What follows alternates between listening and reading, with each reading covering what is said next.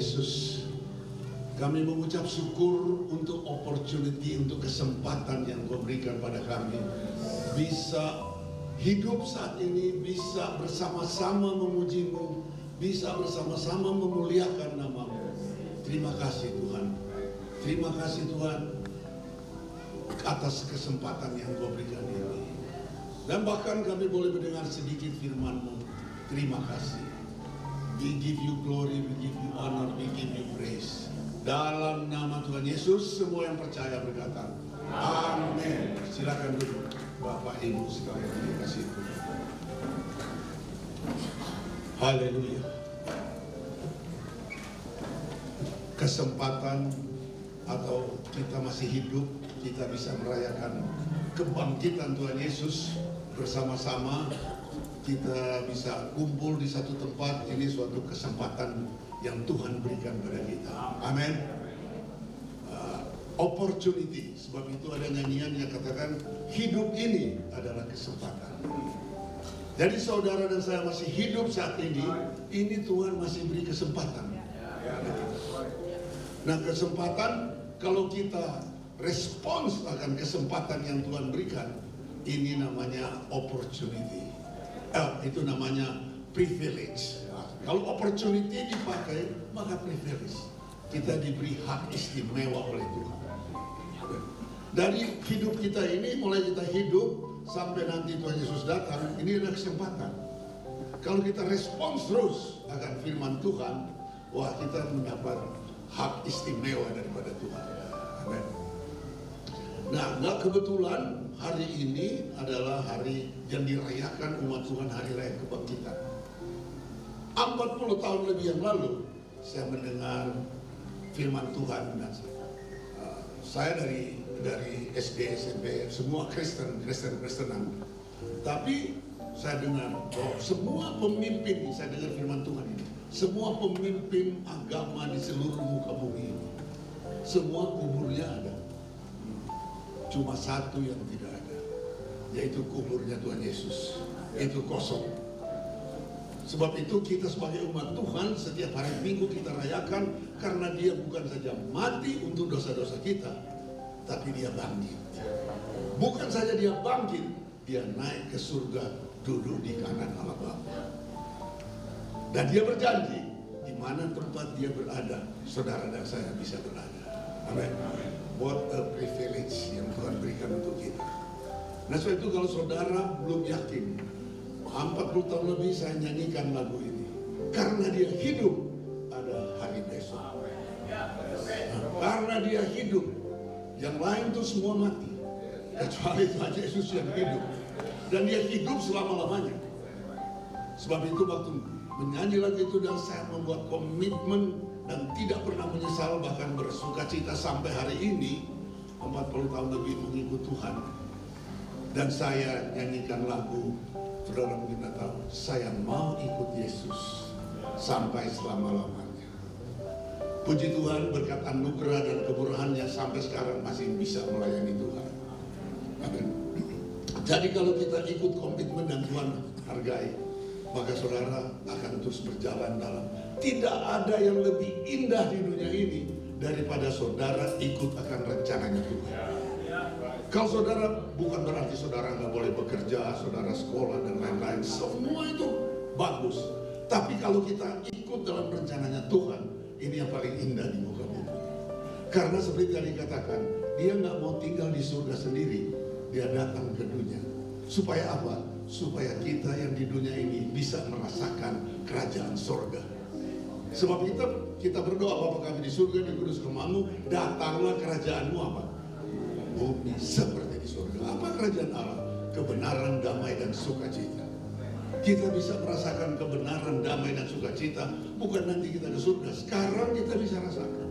Waktu kita menyembah Tuhan, kita bisa damai Tuhan, kebenaran Tuhan. Wah, orang semua di dunia ini mencari damai. Tapi kita ini udah hidup di dalam damainya Tuhan. Amin. Dan sebab itu kita rayakan ini kebangkitan, kemenangan bagi kita semua.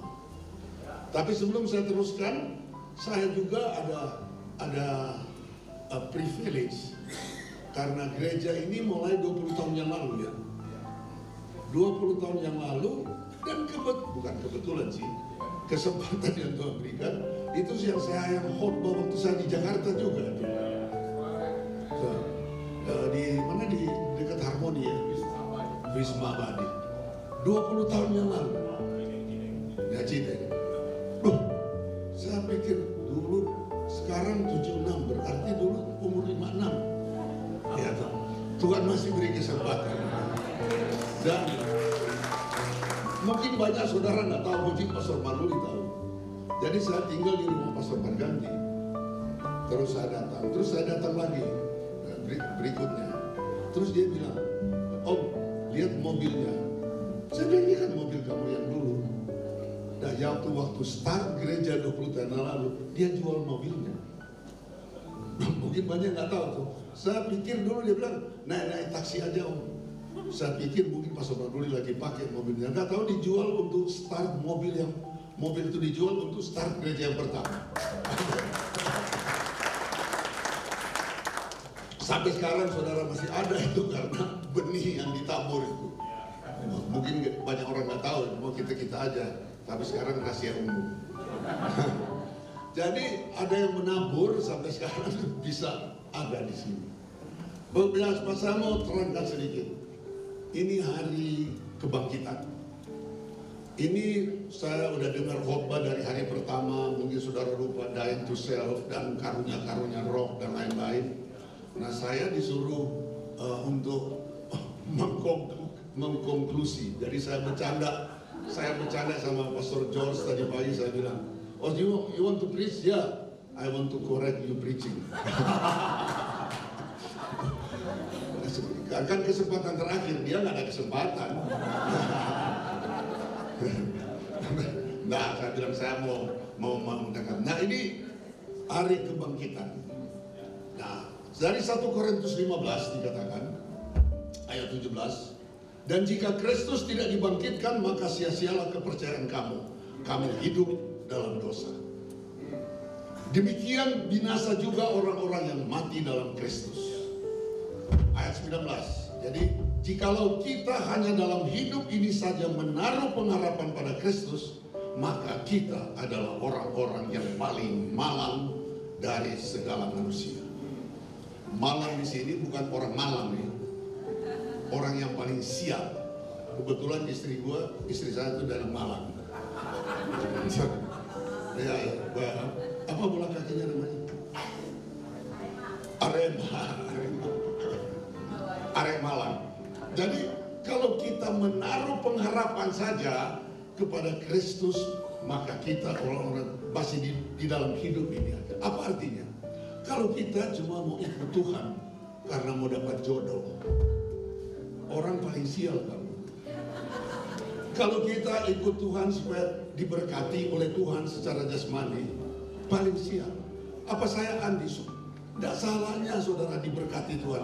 Tentunya gembala itu sangat senang kalau saudara diberkati secara keuangan oleh Tuhan. Karena perpuluhannya kan gede. Ya. Jadi saudara diberkati, tapi kalau cuma ikut Tuhan karena itu saja, kita dibalas. Karena kita sebagai pengikut Tuhan, kita ada pengharapan di dalam Tuhan. Apa pengharapan kita? Dibilang begini, ayat seterusnya. Tetapi yang benar bahwa Kristus telah dibangkitkan dari antara orang mati sebagai yang sulung dari orang-orang yang meninggal. 21. Sebab sama seperti maut datang karena satu orang manusia, demikian juga kebangkitan orang mati datang karena satu orang manusia. Karena seperti semua orang mati dalam persekutuan dengan Adam, demikian semua orang akan dihidupkan kembali persekutuan dengan Kristus. Nah, ayat 23. Tetapi tiap-tiap orang menurut urutannya. Kristus sebagai buah sulung, sesudah itu mereka yang menjadi miliknya pada waktu kedatangannya. Amin. Kristus Yesus dia bangkit yang pertama, buah sulung. Tapi habis itu kita ini yang orang-orang percaya, pada waktu kedatangannya kita pun akan dibawa kemuliaan bersama-sama dengan Dia. Sebab itu judul tema atau tema daripada retreat ini apa? Dari 1 Tesalonika 5 ayat 23, saya rasa saudara sudah hafal semua. Semoga Allah damai sejahtera menguduskan kamu seluruhnya. Semoga roh, jiwa, dan tubuhmu terpelihara sempurna dan tak bercacat pada kedatangan Yesus Kristus. Jadi pada kedatangan Tuhan Yesus, kalau kita punya pengharapan, roh, jiwa, dan tubuh kita harus sempurna, tidak bercacat. Mungkin saudara pikir, gimana caranya? Nah, saya akan bicara ini praktikalnya. Supaya kita bukan saja berharap waktu dia masih di dunia, tapi kita ada pengharapan yang kekal. Karena dia yang pertama bangkit, kita juga akan dibangkitkan. Dia diroba, dibawa di kemuliaan, kita juga ada. Kalau kita cuma berharap Tuhan waktu kita masih di dunia, firman Tuhan katakan kita orang paling siap. Bahasa Manado-nya soe. Ya, orang paling siap. Jadi saya bilang, kita kalau cuma berharap di dunia, kita punya pengharapan yang lebih. Karena ujung daripada kehidupan saudara dan saya itu cuma dua. Entah saudara kaya, saudara miskin, saudara apa aja, ujungnya itu cuma dua. Satu waktu kita akan menghadap Tuhan. Kalau kita, kan saya ini 76. Kalau 30 tahun lagi Tuhan Yesus nggak datang, saya nggak ada iman 106. Bapak mertua dari George, yang visionary yang pernah bicara di Sub, 103. Waktu dia dipanggil Tuhan. Karena satu waktu saudara dan saya akan menghadap Tuhan. Cepat atau lambat, bukan berarti saya 76 lebih dulu dari saudara, belum tentu. Karena ujung kehidupan cuma dua. Satu, kalau kita sebagai orang percaya, kita datang kepada Tuhan. Amin.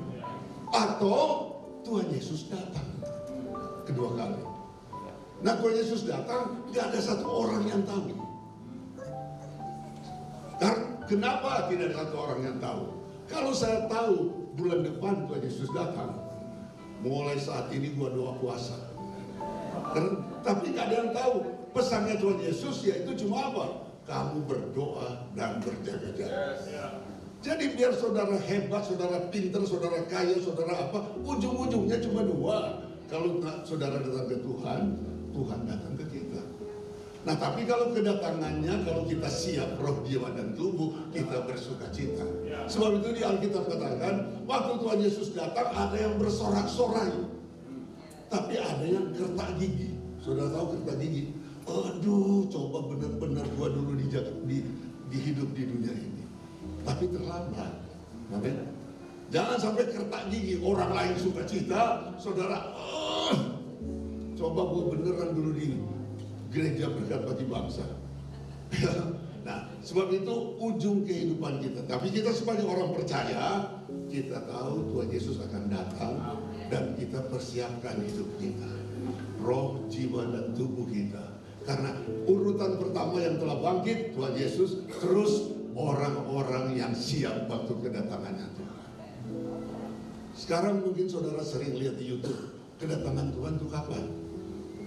Saya udah nonton televisi, 3 ahli Alkitab. Yang satu percaya pre-tribulation, sebelum masa sengsara Tuhan Yesus akan datang. Yang satu di tengah-tengah masa sengsara, katanya ada 7 tahun, 3,5 tahun, nggak jadi soal lah. Yang satu 3,5 tahun, di tengah-tengah Tuhan Yesus datang. Yang satu namanya post-tribulation, sesudah masa sengsara Tuhan Yesus datang. Dikasih setengah jam. Dan mereka bukan berdebat, kasih pendapat. Ayat-ayatnya semua satu gudang. Ayatnya banyak. Terus kesimpulannya apa? Dari 3 ini. Oh, ada yang nggak percaya no tribulation. Nggak ada. Katanya udah jadi 70 tahun sesudah Masehi. Kesimpulannya apa? Kesimpulannya satu. Mereka bilang, enggak, karena nggak ada orang yang tahu kapan dia mau datang di sini, dia mau datang di sini, dia mau datang di sini. Yang penting kita siap. Kesimpulannya, karena kan nggak ada orang yang tahu. Ini ahli-ahli. Mereka bilang, yang penting you be ready. Nah, jadi sebab itu saya mau sampaikan supaya kita semua ini siap kedatangan Tuhan. Bagaimana caranya untuk kita ini siap? Tidak, prakteknya gimana? Prakteknya gimana? di 2 Korintus pasal 4, Paulus katakan begini, ayat 16, sebab itu kami tidak tawar hati, tetapi meskipun manusia jasmani kami semakin merosot, namun manusia batin dia kami dibaharui sehari ke sehari.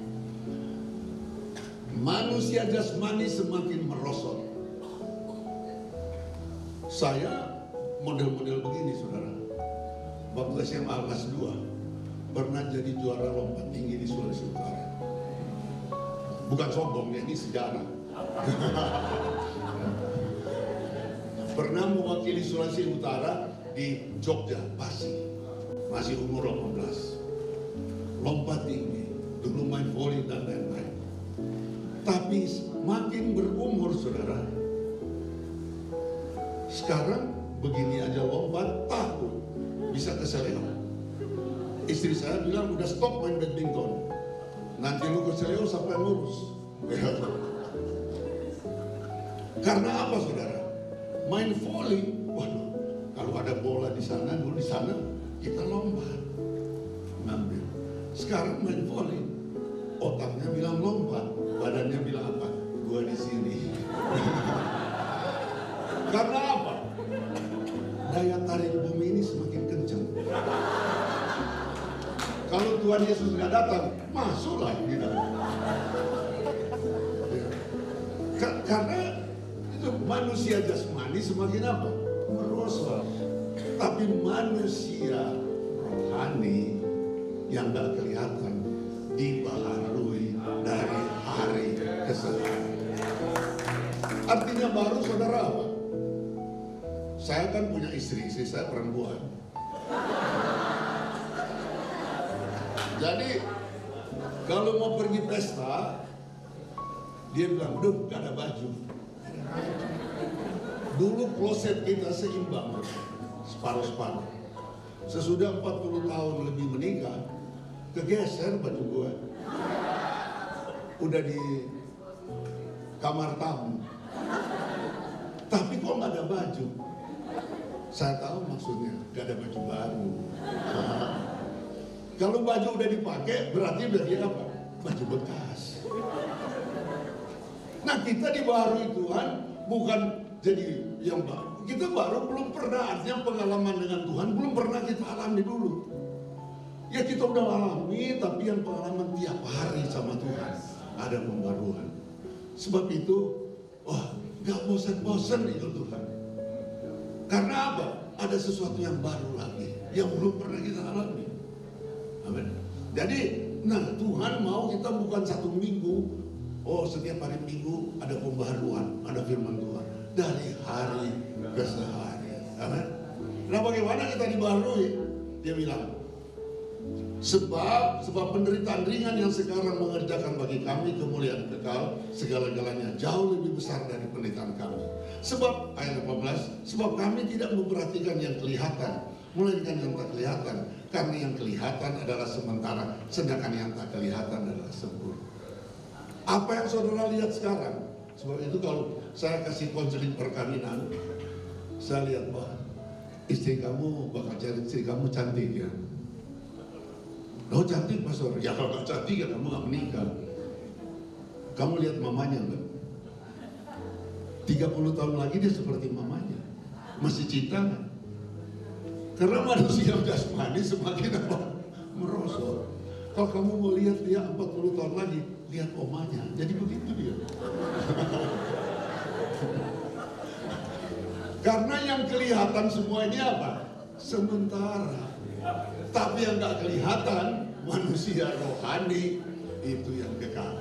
Amin. Jadi kita lihat yang rohani, jangan yang orang Nado bilang yang rohani. Rohani ini yang jasmani. Ya, jadi saudara-saudara, itulah yang kita akan bawa sampai selama-lamanya. Apa tuh?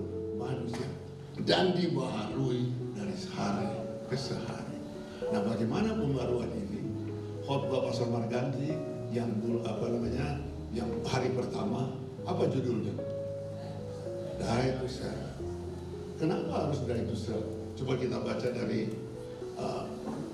Kolose pasal 3. Karena itu, kalau kamu dibangkitkan bersama dengan Kristus, carilah perkara yang di atas, di mana Kristus ada, duduk di sebelah kanan Allah. Fokus kita, saudara berusaha, saudara bekerja, kita cari perkara yang di atas. Saudara studi perkara yang di atas. Di mana-mana Yesus ada. Dia di mana? Di sebelah kanan Allah Bapa. Nah, pikirkanlah perkara yang di atas, bukan yang di bumi. Nah, bagaimana kita merubah roh jiwa kita? Bagaimana merubah jiwa itu? Pikiran, perasaan, emosi. Ya, kita cara berpikir yang di atas, yaitu pikiran yang. Jadi di dalam hidup kita sehari-hari, walaupun manusia jasmani kita masih di sini, mungkin saudara sekolah, saudara bekerja, tapi ada fokus, yaitu kita mau lihat pikirannya di atas.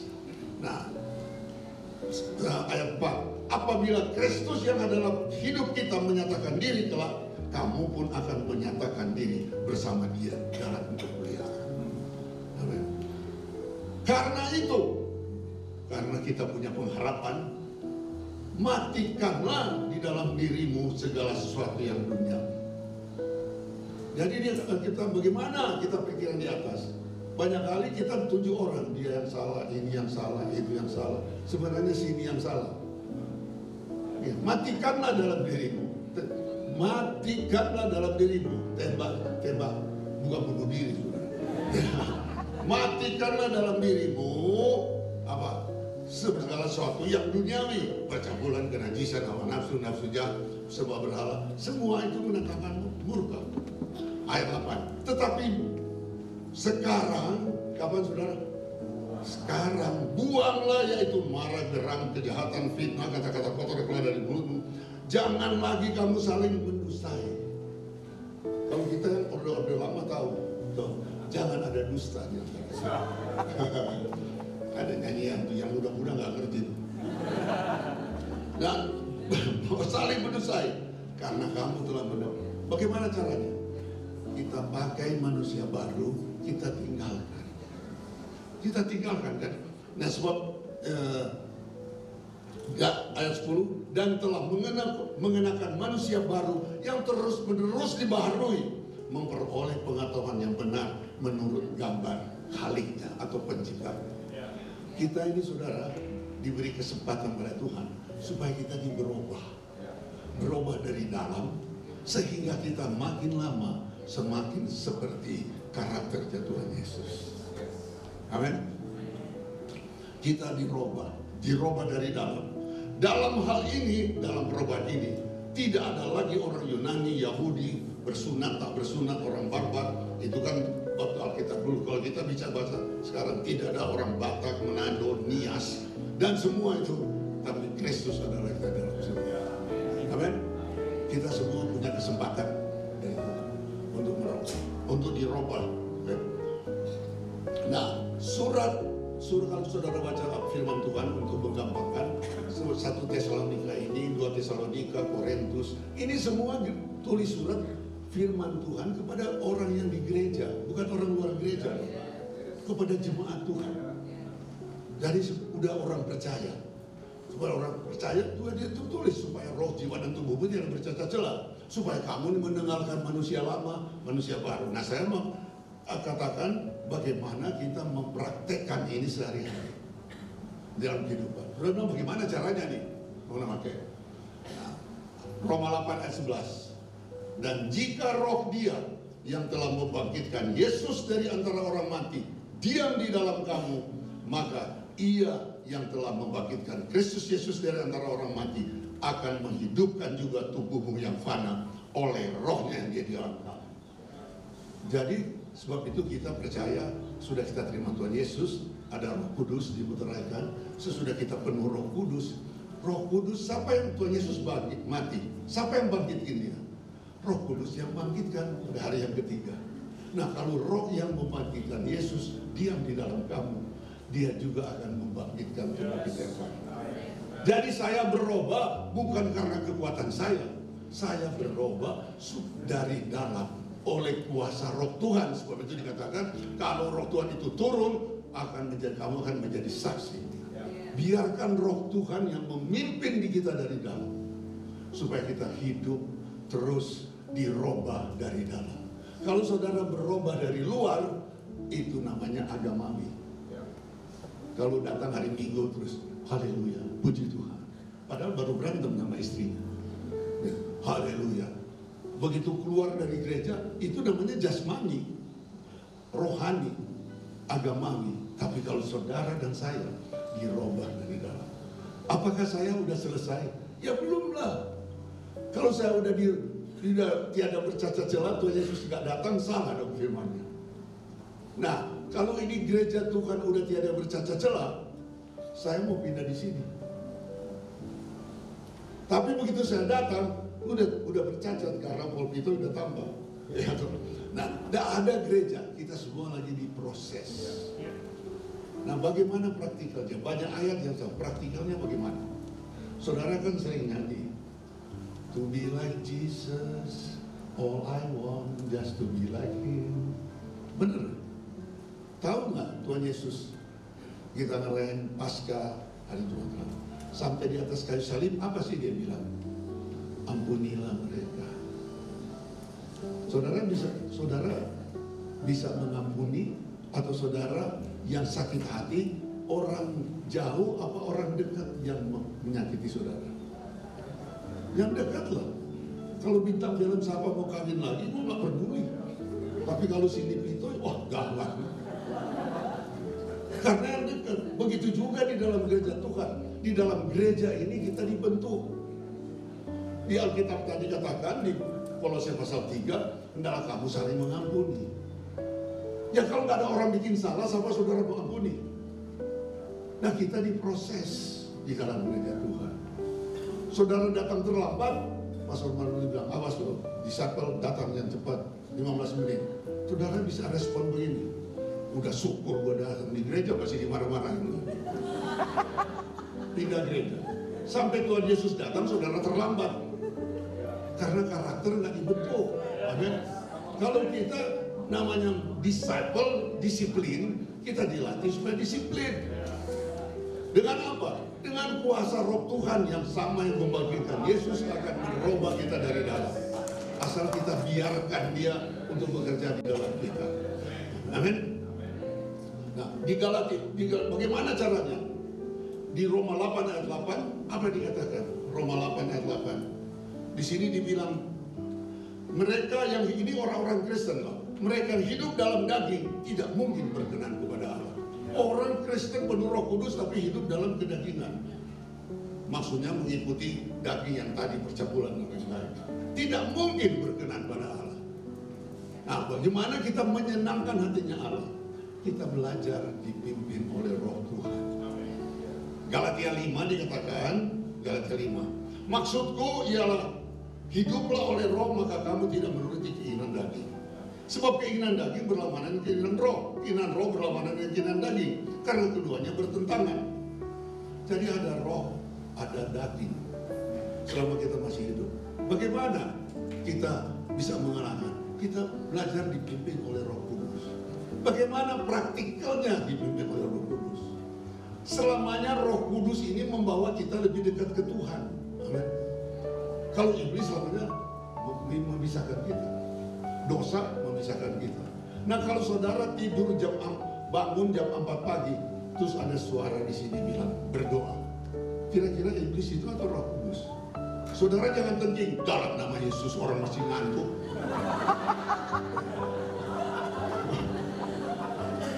Yang suruh berdoa itu iblis saya suruh berdoa. Gak usah terlalu rohani lah. Pasti Roh Kudus. Nah, kalau kita taat akan suara ini, maka kita dirubah dari dalam. Amin. Saya pengalaman saya. Kalau Roh Kudus bangun jam 4 pagi, apa pula musim dingin di Amerika. Terus saya bilang, nanti jam 6 gua doa. Pasti saya mimpi jahat. Entah dikejar siapa lah, mau dipamat daripada mimpi jahat dia berdoa. Itu pengalaman saya. Itu pengalaman. Karena Roh Kudus selamanya mau mendekatkan kita. Dia mau berubah kita. Dia mau merubah, mendisiplin karakter kita. Saya kan ini dari Manado, ketemu istri ini dari Malang, Candi. Nah, orang Manado ngomongnya tuh waduh, nggak marah sih, tapi biasanya kenceng, sama Batak.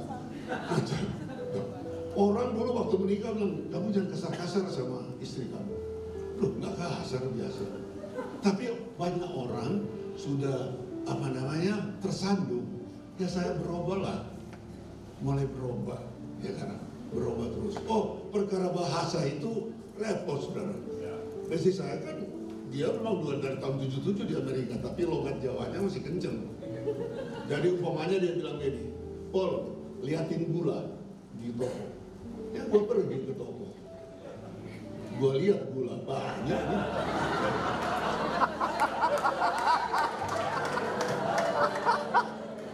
Saya beli, saya simpan di mobil. Mana gulanya?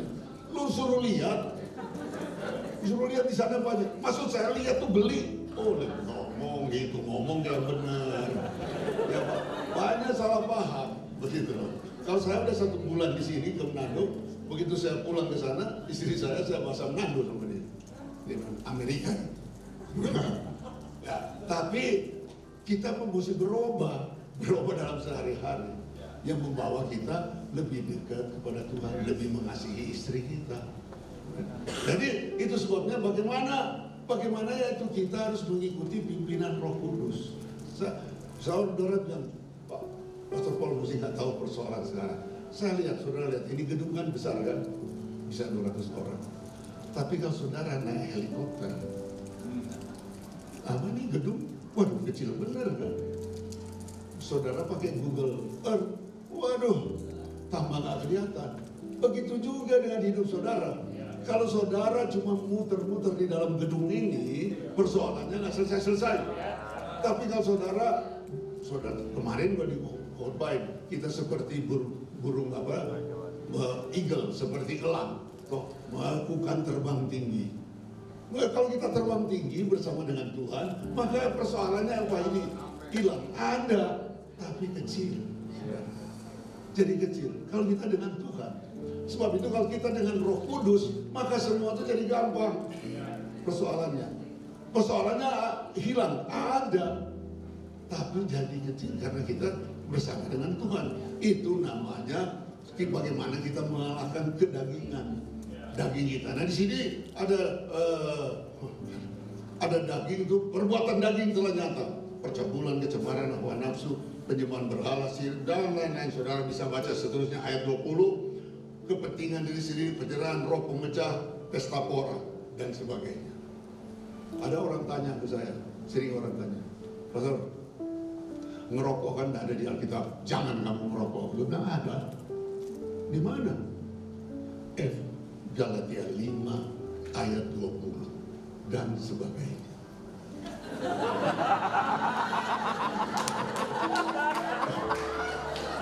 Jadi kalau Rasul Paulus mau tulis daftarnya panjang benar, saudara.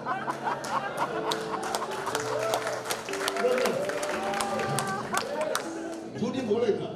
Nggak ada, jangan kamu judi, ingin akan orang lain ada. Saya bilang ada tuh. Galatia 5 ayat 20 dan sebagainya. Jadi banyak Rasul Paulus nggak bisa tulis satu Alkitab penuh. Banyak hal di situ. Tapi kalau saudara dipimpin oleh Roh, saudara tahu ini tidak benar. Tapi saudara mau membenarkan diri. Jadi sekali lagi, kalau saudara mau cari ini yang nggak boleh, ini boleh, dan sebagainya. Amin. Itu ada yang dibilang. Jadi Galatia 20. Nah itulah sebabnya bagaimana kita hidup. Jadi bagi saudara mungkin yang belum tahu kerajaan Allah, sebelum ambil perjamuan kudus nanti, saudara bilang saya mau masuk dalam kerajaan Allah. Bagaimana caranya? Satu-satunya jalan melalui Tuhan Yesus. Dia telah bangkit, dialah jalan, kebenaran dan hidup. Sementara saya akan beri kesempatan supaya saudara bisa bersama-sama dengan kita ikut dalam rencananya indah.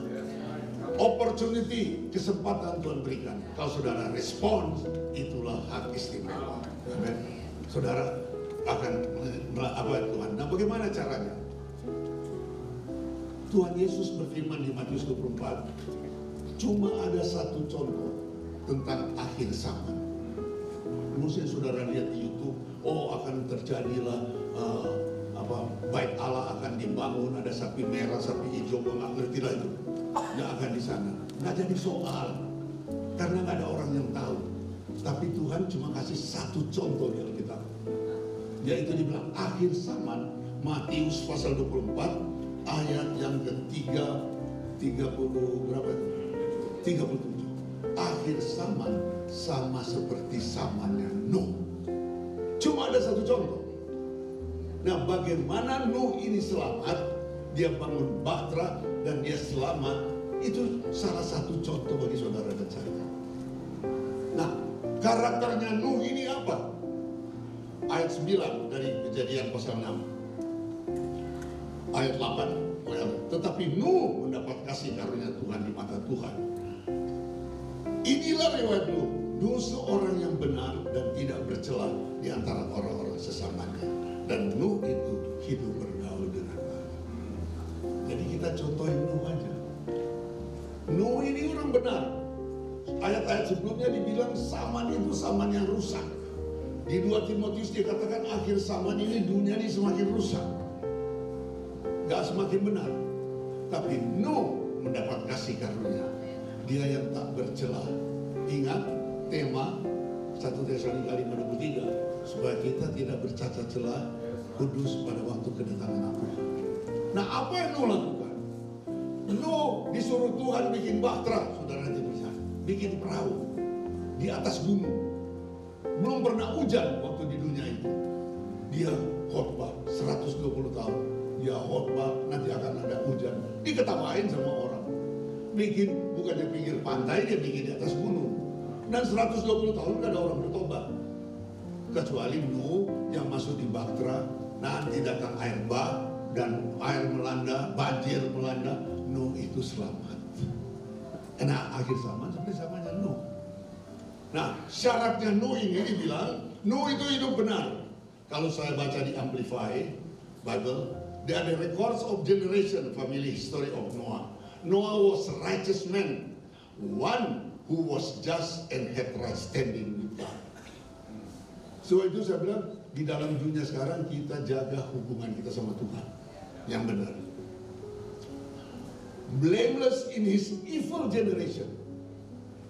Generasi yang terakhir dibilang Noah live in habitual fellowship with God. Nuh ini habitual berjalan dengan Tuhan. Sama dengan Enoch berjalan dengan Tuhan. In habitual fellowship. Menjadi suatu kebiasaan bersekutu sama Tuhan. Jadi bagaimana untuk kita selamat sekarang? Kita ikut akan rencana Tuhan. Membuat sesuatu habit bersekutu dengan Tuhan.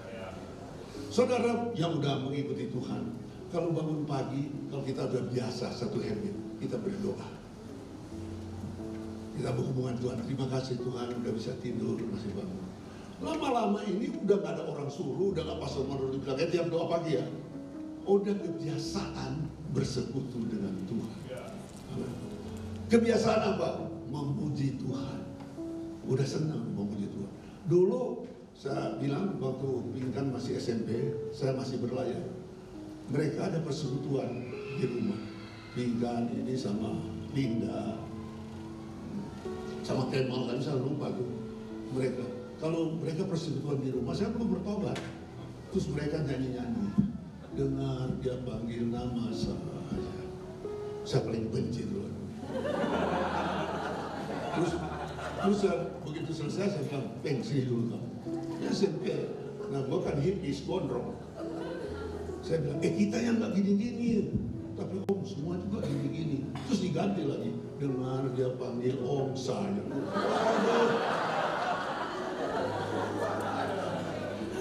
Iya. Gak tahu sekarang omnya lebih nyentrik. Nah, karena belum biasa. Apa pula orang haleluya. Terima kasih Tuhan. Bayangin, saya bukan mau puji-puji kelakuan saya. Papinya dia bilang, padahal di rumahnya dulu kalau saya datang tuh nggak jauh loh dari gereja. Kira-kira 100 meter. Papanya bilang, Paul, kamu masuk gereja loh. Dia bilang gini loh, kalau ketemu terus sama bos di atas, bosan. Kalau 1 tahun 1 kali, ini gue bilang dia, 1 tahun sekali bos dari atas bilang, mau apa lu?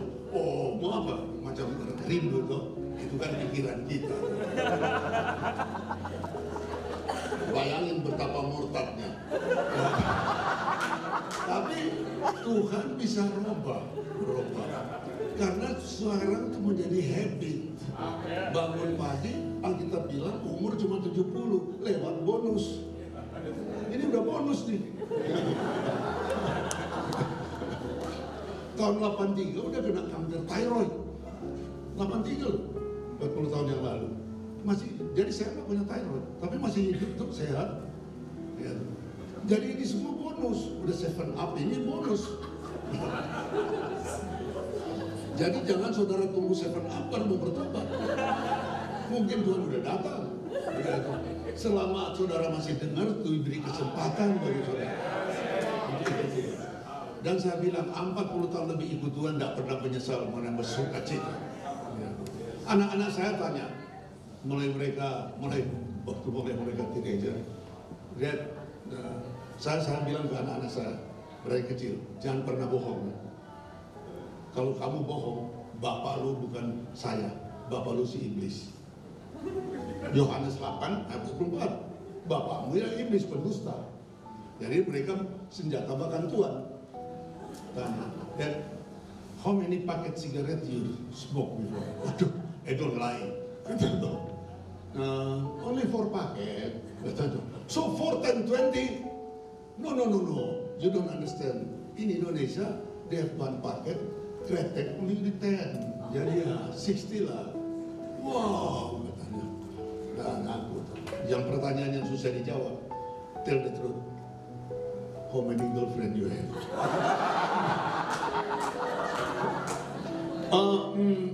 I think I forget online.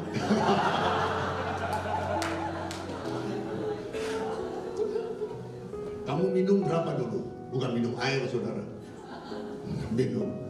Ya, around 1 bottle a night. You mean 1 bottle whiskey? Ya. So if you not repent, gimana? Long time already die. Dan benar, teman-teman saya banyak udah dipanggil Tuhan semua. Karena hidup nggak benar. Why you have this sickness? Ya, what I saw, I repeat. Dulu hidupnya nggak benar, nggak jaga badan, ya itu cuma Tuhan lagi perpanjang. Jadi begitu dalam hidup kita. Nah, kalau Tuhan masih perpanjang ini, berarti, tapi kita sekarang in habitual fellowship. Suatu kebiasaan memuji Tuhan, berdoa, berhubungan dengan Tuhan. Karena kita biasanya bilang, oh kita pokoknya mau your presence is heaven, hadirat Tuhan. Tapi hadirat Tuhan itu ada tiga jenis. Satu, kita tahu Mazmur 139, Tuhan is omnipresent di mana saja. Amin. Tapi ada juga yang namanya manifest presence. 2 atau 3 orang berkumpul, Tuhan hadir. Orang Israel ada tiang awan dan tiang api tiap waktu 40 tahun di perjalanan. Tapi ada satu hadirat Tuhan, yaitu seperti Petrus waktu dia lagi jalan, firman Tuhan katakan orang kena bayangan sembuh. Nah, kalau jam 12 siang Petrus yang sembuh. Itu bukan bayangan, saudara. Itu namanya karena dia bawa hadirat Tuhan. Macam Tuhan Yesus waktu dia bilang, saat ini mana? Dia di Taman Getsemani, semua jatuh karena ada hadirat Tuhan. Karena apa ada hadirat Tuhan? Karena dia habitual berjalan dengan Tuhan.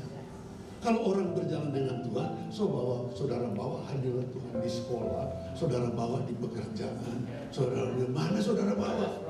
Personalized presence of God. Saudara nggak usah ngomong, saya ini anak nomor 6 bersaudara, dan beda jauh sama kakak saya aja, beda 5-6 tahun, yang nomor 5 dan sama papinya juga hampir 20 tahun bedanya. Ya. Itu guru-guru sekolah minggu saya dulu. Tapi satu persatu datang, oh baptis saya, padahal anaknya pendeta. Terus saya juga mikir, kenapa mesti gue? I mereka lihat, nggak tahu, saya nggak pernah nginjilin, nggak harus dibaptis. Ya mungkin ada sesuatu. Saya ketemu teman-teman pergi di coffee shop yang dulu sama-sama ke laut. Mereka bilang, pokoknya kamu nih yang benar kok. Oh, gue pura-pura. Dari tadi gue belaga kok. Enggak, belum di jalan yang benar. Ya dari mana?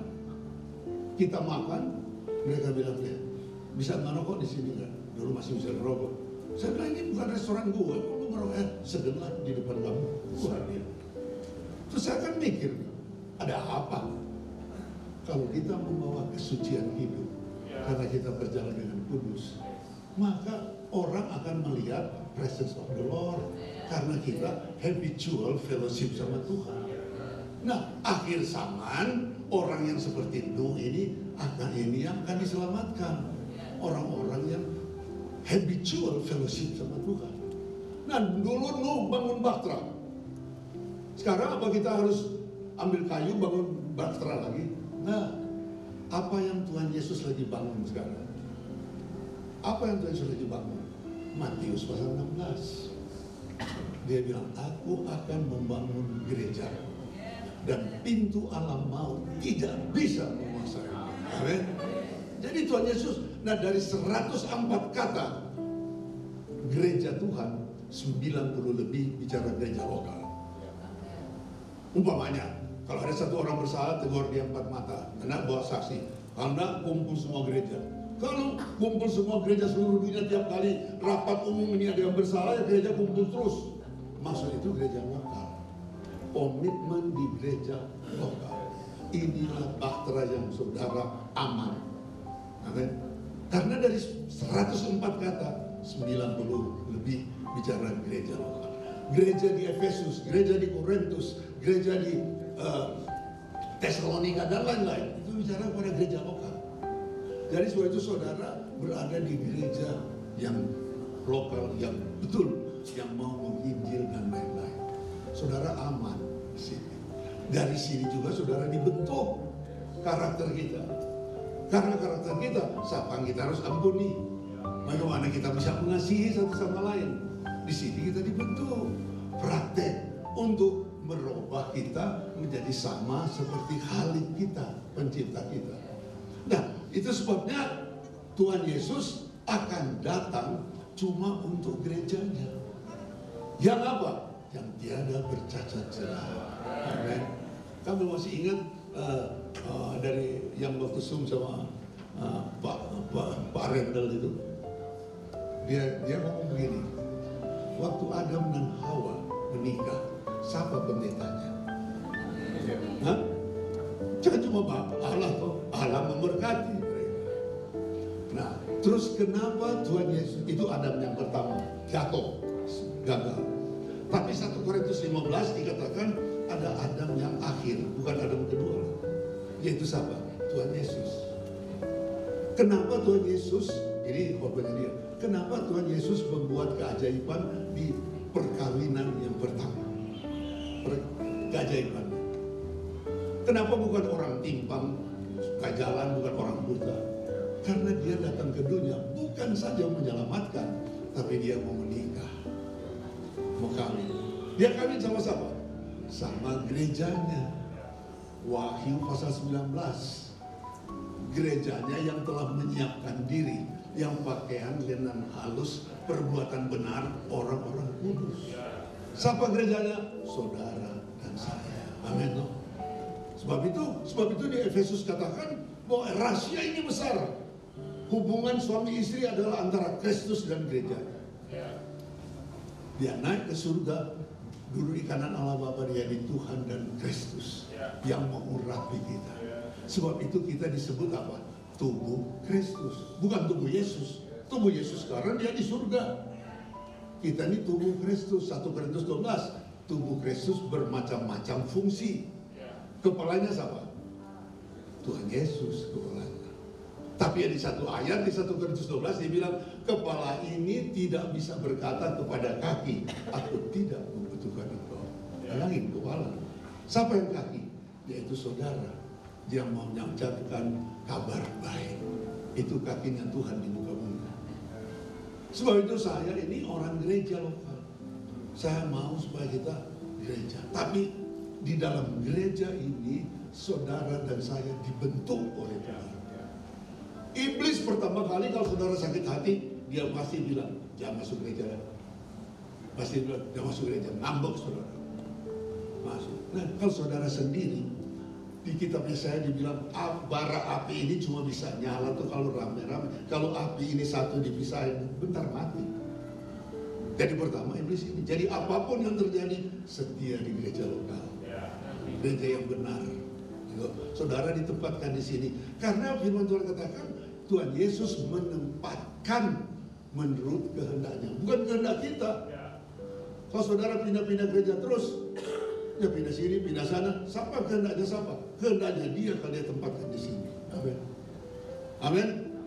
Saudara tetap untuk saudara dibentuk, saya pun dibentuk, Pastor Marhuli, Pastor Berganti dibentuk juga semua supaya kita Efesus 4 dipenuhi dengan kepenuhan Kristus, karakter seperti Kristus. Amin.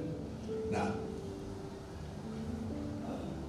ini beberapa hari ini saudara dapat banyak profesi tentang pelayanan, nubuat-nubuat tentang pelayanan. Ini sangat bagus supaya saudara bisa melayani Tuhan, tahu panggilan Tuhan yang untuk. Saya nggak pernah cita-cita jadi pemimpin puji-pujian karena seni suara saya dari dulu tuh nggak pernah hitam, merah terus, merah. Jadi karena saya tahu panggilan saya bukan di sana, tapi kita semua ada tempat khusus di dalam gereja Tuhan. Kalau kita berfungsi, nah apa saja kita berfungsi, saya cuma pesankan 1 Korintus 13 ayat 3. Dibilang ini, dan sekalipun aku membagi-bagikan segala sesuatu yang ada padaku, bahkan menyerahkan tubuhku untuk dibakar, tetapi aku tidak mempunyai kasih, sedikit pun tidak ada faedahnya. Jadi kalau saudara dalam pelayanan, saudara jadi asyir, saudara jadi apa saja, lakukan dengan kasih Tuhan. Saudara main musik dengan kasih Tuhan. Kalau enggak ada gunanya. Amin. Saya tadi sharing sama Pak Sumaryanti, saya paling gak senang kalau ada orang Indonesia udah kelamaan sedikit di Amerika, terus sampai melayani di Indonesia, terus jelek-jelekin Indonesia. Panaslah, begini. Lalu lu gak usah melayani, kalau gak ada kasih gak usah melayani. Rasa-rasanya dia pendeta gue mau tonjok. Karena gak ada kasih, mau sok tahu aja. Kalau gak ada kasih, biar bakar ini gak ada gunanya. Apa saja kalau saudara tempatkan di Nias, di mana saudara harus mengasihi gereja umat Tuhan. Kalau nggak ada faedahnya. Biarpun diri saudara dibakar, mau dibakar. Saya sih nggak mau. Ya toh. Tapi nggak ada gunanya kalau nggak ada kasih. Gereja di Efesus dikatakan, aku tahu semua, wah kamu ini tekun dan lain-lainnya. Wahyu pasal 2, tapi kamu hilang kasihnya belum. Jadi apa saja saudara jadi kameramen, saudara jadi asyir, lakukan with the love, agape love. Amin. Kalau kita lakukan itu, maka kasih Tuhan akan mengalir, karakter Tuhan akan jadi dalam kehidupan kita. Apa pula saudara udah dibuatin, oh ini ada panggilan saudara. Saudara tahu, nubuat itu apa yang di dalam kita. Respon saudara, yaitu saudara, ini nggak usah maksa untuk jadi. Karena itu akan, kalau Tuhan berfirman akan terjadi. Yang penting kita siapkan kepala kita. Kita hidup benar, amin. Kita tidak mau ikut dunia ini, tidak menyimpang kanan dan ke kiri. Nanti waktunya Tuhan akan pakai. Saya ke Amerika ini, saya mau melarikan diri dari pekerjaan Tuhan. Terus terang, karena dulu udah biasa melayani banyak duit, terus melayani di sini nggak ada duit, tinggal mobil satu. Saya mama bangkrut nih. Saya mau melarikan diri, bukan dari Tuhan, dari pelayanan. Saya bilang, Tuhan, sekarang kalau saya berlayar, Tuhan, bukan 10%, 20%. Udah diterima di kapal dari Australia, buka kantor di Jakarta, ratusan orang datang. Tiba-tiba cancel, nggak jadi terima. Dalam hati saya tahu, saya nih. Waktu ke Amerika, tahun 79, ada persekutuan orang Indonesia, student, katanya mau KKR. Waduh, gua ada obat lah KKR. dulu 100.000 dulu sama Morris Sorelo panitia. Nah sini KKR lagi. Tapi di waktu mereka berdoa, Tuhan Roh Kudus bicara, this is the last chance. Mau respon, langsung ya Tuhan, ya. Gak bisa melarikan diri saudara. Kalau saudara keluar daripada rencana Tuhan, hidupku miserable. Saya ikut, bukannya jadi, ini malah jadi full time di Amerika. Karena Tuhan tuh punya rencana. Asal kita yes bos. Kita mau dipimpin oleh Roh. Jadi kalau saudara dibuatin, di mana mungkin ini, tenang aja, jalan yang benar. Nah ini waktunya Tuhan itu pasti jadi. Amin. Itu peneguhan. Nanti saudara baca lagi firman apa nih, saudara dengerin lagi. Nanti waktu saudara ada persoalan, saudara baca enggak, ini pasti terjadi. Saya pernah drive di sana ke Texas, ada namanya black ice. Nggak tahu. Black ice itu artinya ini hujan rintik-rintik turun karena suhu di bawah ini lebih kurang 32 derajat, jadi es, tapi nggak kelihatan seperti aspal. Waktu mobilnya ini keputar 3 kali, nggak tahu saya datang firman Tuhan. Belum waktunya kamu mati, masih banyak rencana Tuhan. Damai itu, keputar 3 kali. Habis itu nyetir lagi di Texas itu, nyetir lagi, kira-kira mungkin 100 meter mobil ada kejerat. Saya nyetir, kaki saya nggak bisa nyetir saudara, gemeter baru, baru takutnya datang. Tapi waktu keputar itu karena Roh Kudus bilang masih lama lu, masih banyak firman Tuhan belum selesai, itu damai. Nanti habis itu baru takutnya, nggak bisa nyetir saudara, habis gasnya bagaimana, gasnya udah begitu. Tenang dulu, tarik nafas lama, baru kita bisa jalan. Black ice itu nggak kelihatan, hujan rintik, sininya udah lapisan es, tapi kita tetap hitam seperti jalan. Nah, tapi di waktu keadaan keputar itu, ingat, tiba-tiba ingat, tenang aja waktu itu, belum waktunya nih. Nah, begitulah kalau ada firman Tuhan disampaikan, ini nanti membuat kekuatan saudara. Apapun yang terjadi saudara, belum dipenuhi nih rencana Tuhan, saudara akan hidup damai. Amin. Nah sebab itu semua ini sudah disampaikan. Nah, ayat yang terakhir, Ibrani pasal 12 ayat 1, ayat yang sangat populer. Karena kita mempunyai banyak saksi bagaikan awan yang mengelilingi kita, marilah kita menanggalkan semua beban dan dosa yang begitu merintangi kita, dan berlomba dengan tekun dalam perlombaan yang diwajibkan bagi kita. Saya ada perlombaan, saudara ada perlombaan. Saya nggak bisa lari kalau ada beban. Mungkin yang muda-muda sini, kalau saudara ada beban 75 kg, 1 karung beras, kalau lari, biar juga Alwin pasti saya menang. Karena belum tentu dia bisa pikul karena beban. Nah, tinggalkan semua beban. Itu Yesus berbilang, katakan Matius 11, bebanku itu ringan dan enak itu. Dan dosa, kalau dosa itu mengikat, kita harus tinggalkan. Saudara bisa nyanyi, bukan terbang tinggi bagai Raja Wali. Kalau ada dosa yang mengikat, saudara muter-muter di situ aja. Terbangnya di situ aja. Tinggalkan semua beban dan dosa. Di dalam ada perlombaan wajib, saya ada perlombaan wajib. Nah, yang dihitung bagaimana kalau ada perlombaan? Siapa yang masuk garis akhir? Benar. Nah, sebab itu kita harus mau garis akhir, tapi kita harus tinggalkan.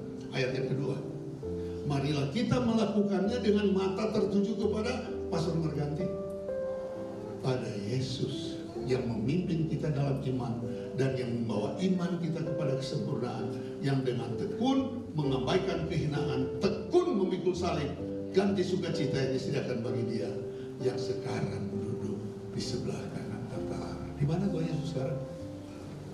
Tahta Allah. Yohanes 14 dia berjanji apa? Aku akan menyediakan tempat baru, supaya di mana tempat aku berada, kamu pun berada. Ini ayat biasanya dibaca kalau orang mati. Orang mati ini udah nggak dengar. Dan di rumah Bapakku banyak tempat tinggal. Menyediakan tempat. Aku datang kembali, akan datang kembali dan membawa kamu di tempat di mana stage Tuhan membawa. Kita nggak jadi Tuhan Yesus, tapi bagaimana kita bisa ke sana? Kalau kita menjadi pengantinnya, kita bersatu dengan Dia. Amin. Bersatu dengan Dia, kita dibawa realem di mana Dia berada, kita pun berada. Saya melayani Tuhan bukan supaya saya terkenal, supaya saya taat, supaya di mana Dia berada, Paul Peter juga bisa berada. Di mana Dia duduk dalam takhta Allah. Kita nggak jadi Tuhan dong, jangan salah. Kita nggak jadi Tuhan. Sebab itu Tuhan Yesus katakan di Yohanes 14, Akulah jalan, kebenaran, dan hidup. Tiada seorang masuk surga. Nah, tiada seorang sampai kepada Bapakku kecuali dengan Aku. Sebab itu saudara semua yang masih muda ini, kalau tahu ada perwahyuan itu, saudara akan mengasihi Tuhan, saudara akan melayani Tuhan, saudara akan taat kepada Tuhan. Karena nggak ada janji lain, yaitu Tuhan punya janji ini mau membawa di mana Dia berada. Amin. Itu janji yang paling indah. Tuhan kasih perlengkapan juga. Tuhan kasih karunia pada kita. Tadi saya bilang yang terakhir, saya lupa baca ayat sebelumnya. Dari 1 Korintus pasal 1 ayat yang 7. Demikianlah kamu tidak kekurangan suatu karunia pun, sementara menantikan pernyataan Tuhan kita Yesus Kristus. Kemarin semua kita tahu kita punya karunia. Tuhan sudah berikan pelayanan. Nah, karunia ini terus apa? Ayat 8. Ia juga akan meneguhkan kamu sampai pada kesudahannya, sehingga kamu tak bercacat pada hari Tuhan kita Yesus Kristus. Jadi Tuhan kasih kita ini karunia. Ini kalau saya boleh ibaratkan sebagai kendaraan atau mobil untuk kita membawa kita waktu kedatangan Tuhan, kita nggak bercacat celah. Nah, beda-beda. Orang memuji Tuhan, orang jadi asyir dan lain-lain. Itu karunia. Boleh saya bilang ini macam mobil. Saudara punya Lamborghini, tapi kalau jalannya lubang, ya nggak nyampe-nyampe. Karena kalau saudara dari sini umpamanya ke Surabaya, jalannya lubang, biar mobilnya hebat, ya nggak nyampe lah. Karunianya hebat, sebab itu saudara jangan heran orang punya karunia yang hebat, dipakai Tuhan kesembuhan, kok mati minuman keras? Karena jalannya nggak benar. Tapi kalau kita jalan habitual fellowship dengan Tuhan, wah ini indah saudara. Sebab itu kalau saudara yang masih muda bisa dapat sedikit perwahyuan ini, saudara akan mengasihi Tuhan, saudara akan melayani Tuhan. Karena ini betapa kesempatan yang indah yang Tuhan berikan.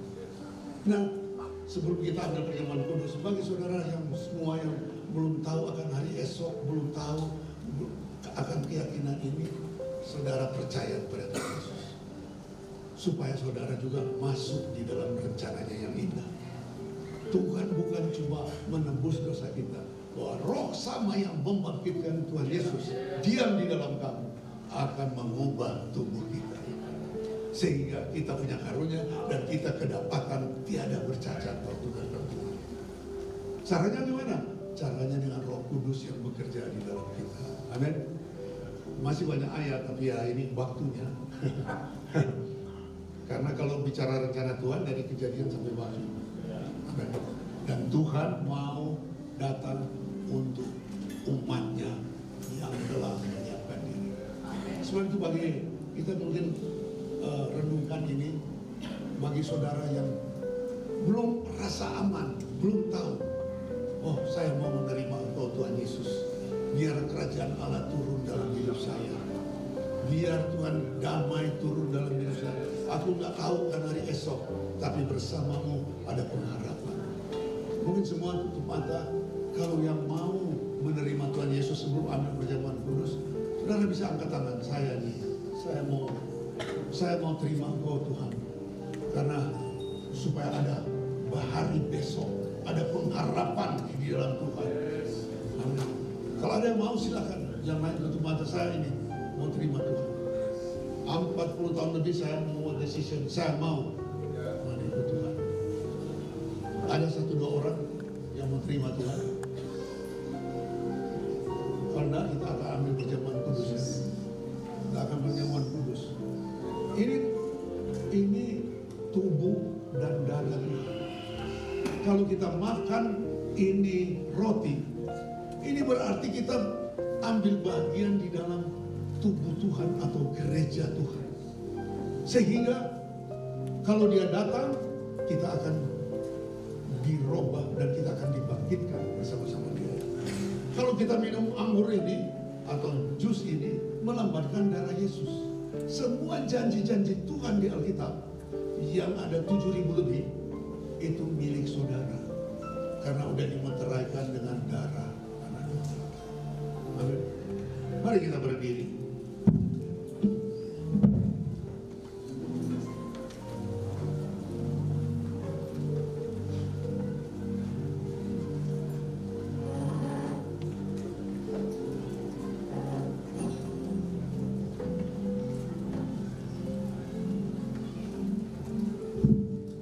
Roti di tangan kanan. Ini adalah tubuh Kristus. Dengan saudara makan ini, dengan iman saudara bersatu dengan tubuh Kristus atau gereja Tuhan. Nah, dia akan datang untuk gerejanya, sehingga membuat saudara menjadi pengantin bersatu dengan dia, sehingga apa yang dia punya menjadi kita punya. Kalau dia punya kerajaan Allah boleh turun dalam hidup saudara. Amin. Terima kasih Tuhan untuk roti ini. Kami mau makan, kami mau bersatu dengan tubuh-Mu Tuhan. Kami mau makan dengan iman di dalam nama Tuhan Yesus. Mari kita makan bersama-sama.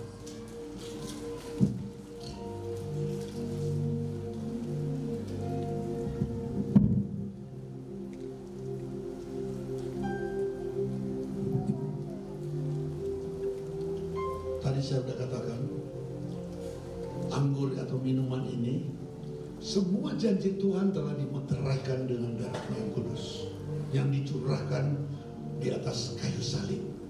Dengan kita meminum, berarti semua janji-janji Tuhan, kesembuhan, kesehatan, perlindungan Tuhan, anugerah Tuhan menyertai kita.